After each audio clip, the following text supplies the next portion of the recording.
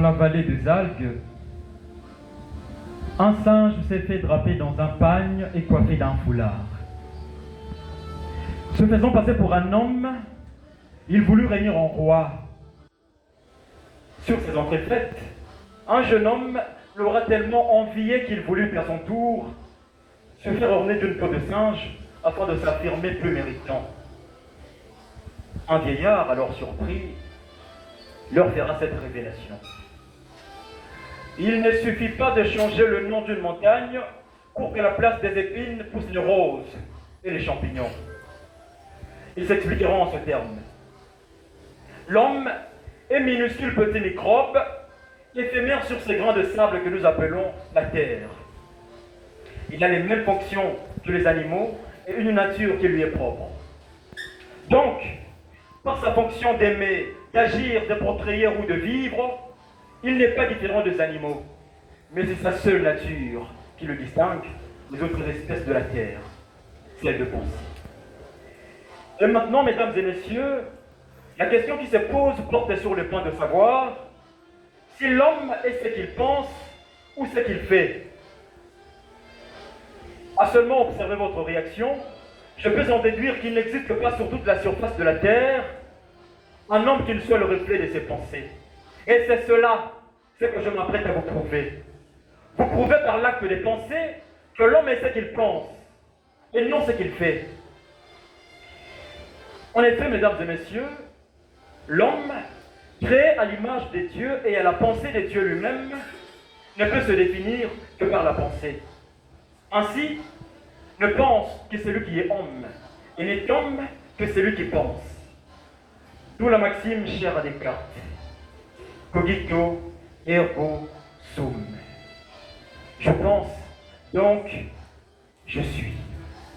Il ressort de cette assertion que l'homme se construit ou se détruit dans l'arsenal de ses pensées.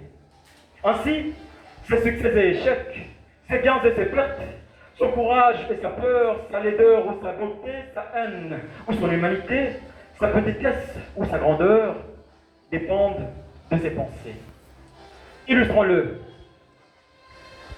Les professeurs d'université, médecins, juristes, ingénieurs ou les leaders de renommée mondiale, tous ne sont désignés en tant que tels que grâce à la faveur de leurs pensées. Ainsi, les appelle-t-on les savants.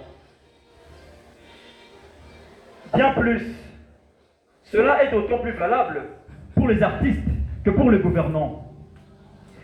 Eugène Delacroix, Rosa Bonheur, Picasso, Michel-Ange, tous ces maîtres de l'art ne donnaient une forme physique à l'esprit qu'ils pouvaient se représenter sur la peinture que parce qu'ils pensaient en tant que peintres. Ainsi, le monde entier le définissait en tant que peintre. Ayant mieux compris cette évidence, Flaubert dira que l'être trouve sa racine dans la pensée, comme la plante dans la graine. Et c'est encore pourquoi la Bible nous interpelle, nous qui la lisons encore. Ce que l'homme pense dans son cœur, c'est ce qu'il est. Mais bien aimé, dites Amen. Bien. Encore est-il valable pour le gouvernant, en ce sens que le président des États-Unis, celui de la Corée du Nord et de la Chine, tous pensent qu'ils sont les grandes puissances nucléaires du monde. Ainsi ils le sont, et on l'accepte. Et ici, malgré les multiples ressources naturelles, les dirigeants africains pensent qu'ils sont pauvres. Ainsi ils le sont, et on l'accepte. Ne m'en voulez pas. Ne m'en voulez pas. Si l'on mettait ce qu'il fait, l'Africain en serait la preuve. Qui pourra nous faire comprendre que faire beaucoup d'enfants, beaucoup de promesses, beaucoup de changements de constitution, que dis-je, beaucoup de cabello et beaucoup de TikTok, ne nous vaudra jamais de prix Nobel d'homme pensant. Au professeur Gérard Katambe-Malipo de s'interroger.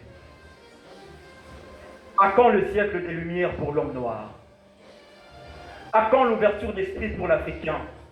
Puisqu'au moins, le siècle des Lumières pour l'homme blanc a eu son envol, avec le Diderot, Rousseau, Voltaire au XVIe siècle. Vous l'aurez remarqué. Auguste Aréopage, quelqu'un serait tenté de professer, ne serait-ce qu'intérieurement,